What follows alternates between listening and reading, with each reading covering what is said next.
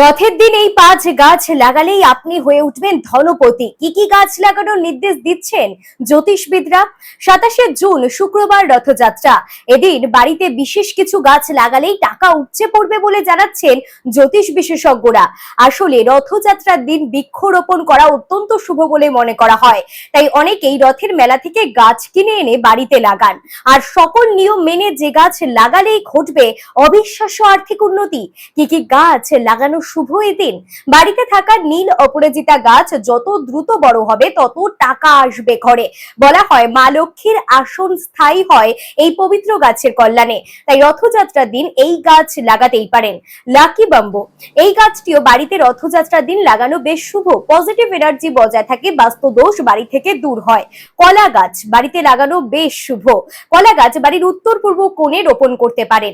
নিম গাছ অত্যন্ত শুভ বাড়িতে রথযাত্রার দিন লাগানো, তবে এটি বাড়ির উত্তর পশ্চিম কোণে রোপণ করাই ভালো, কারণ এটি কোনো ইনডোর প্ল্যান্ট নয়। এদিন বাড়ির বাগানে দক্ষিণ বা পশ্চিম কোণে নারকেল গাছ রোপণ করতে পারেন, তবে এই গাছ রোপণ করার সময় খেয়াল রাখতে হবে এই গাছের ছায়া যেন বাড়িতে না পড়ে।